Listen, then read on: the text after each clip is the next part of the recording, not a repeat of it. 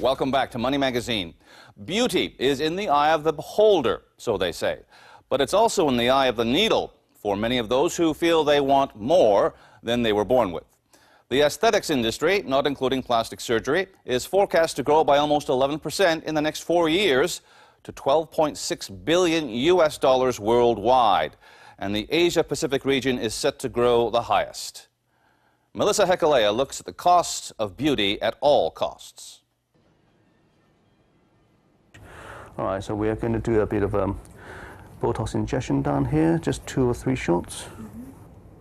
Shelley is in her early 40s and began doing treatments when she was 36.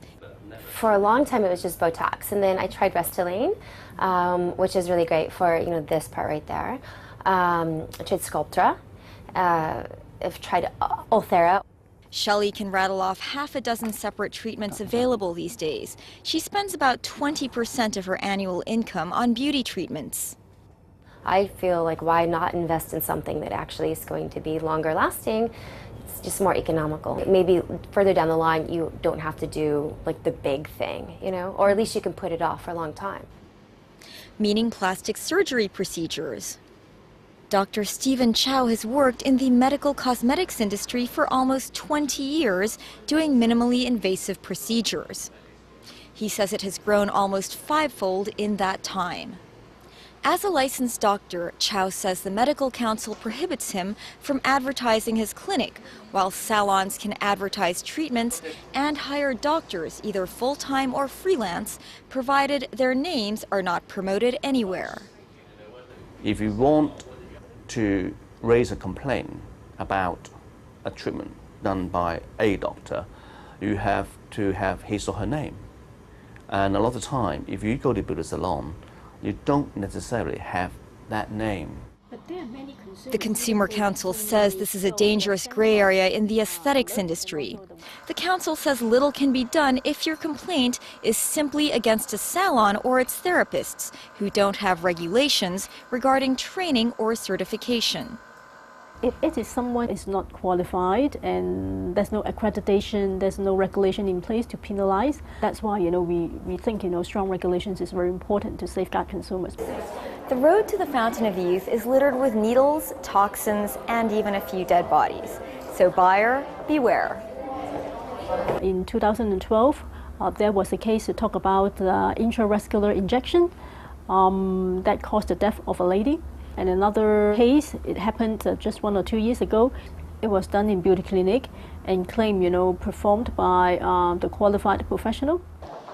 That death occurred in a clinic run by a company known as DR. Another clinic, Dr. Reborn, took on many of the customers and employees after DR failed. When DR had some medical incidents, was a very big impact to the industry. We, at the same time, we were expanding, and therefore some of the employees joined our company, some of the clients decided to choose Dr. Reborn. We are a separate company. Dr. Reborn's business has grown from one clinic with 5 rooms in 2005 to a $700 million business today, listed on the Hong Kong Stock Exchange. The Consumer Council says there are many issues that have tainted the image of the industry. Many of the complaints involve aggressive sales tactics.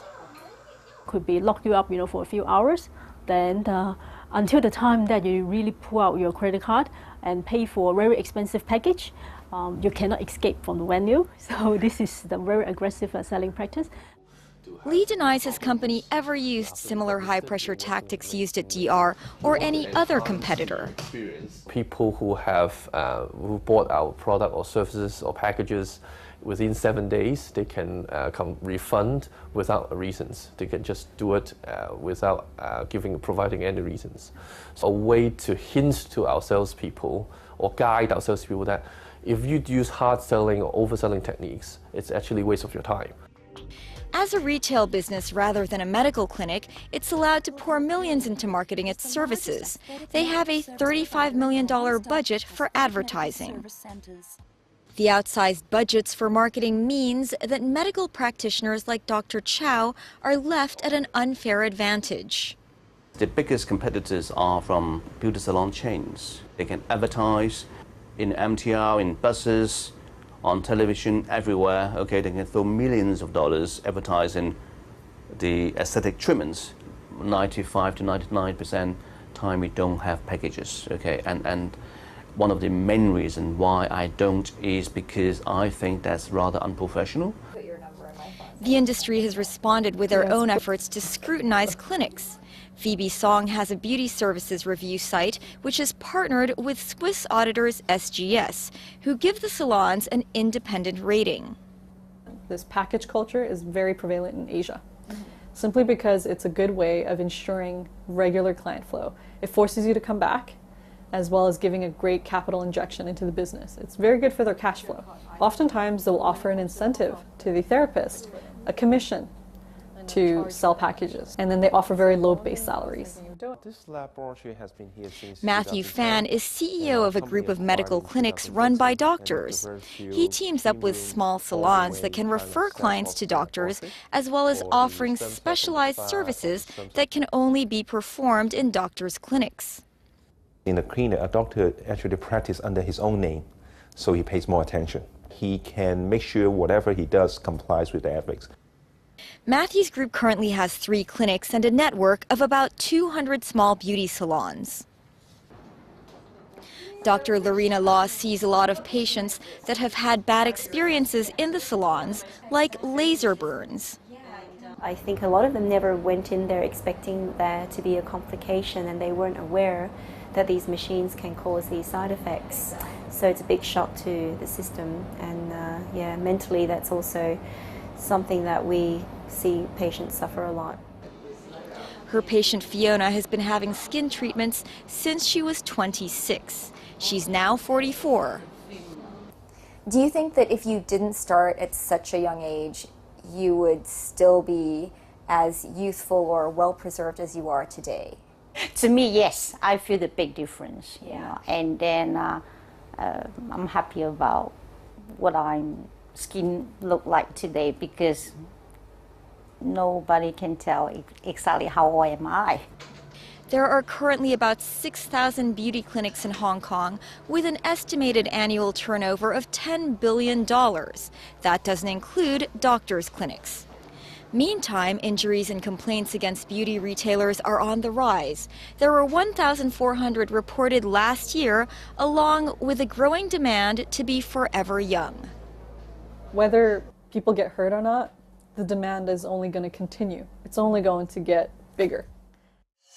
Now let's take a look at some of the best and worst performing blue chips in the past 2 weeks. It's high 5, low 5. On top during the period is shoemaker Bell International, stock code 1880. It's been a laggard of late on the dim prospects of the shoe retail sector, but since the HSI breakthrough, investors are now hunting for boomerangs. The shoe industry in China have not been recovered yet. So I think the investors just speculated to buy the shares on the laggard concept. And that's why if the results performance continue to be weak, and I think that the share price may come down again. A gushing U.S. dollar has knocked the stuffing out of the price of crude oil, and so a selling sentiment has leaked into the share market, hitting counters like CNOOC Limited, stock code 883. CNOOC is one of the upstream company in the oil sector. So if the oil price drop, its earnings will be hard hit. And that's why with the decline of the crude oil price, the share price of the CNOOC also getting lower. Join us in 2 weeks for another edition of High 5, Low 5. Well, thanks for watching. Next week on Money Magazine, making Hong Kong a smarter, efficient city. See you then. Bye-bye.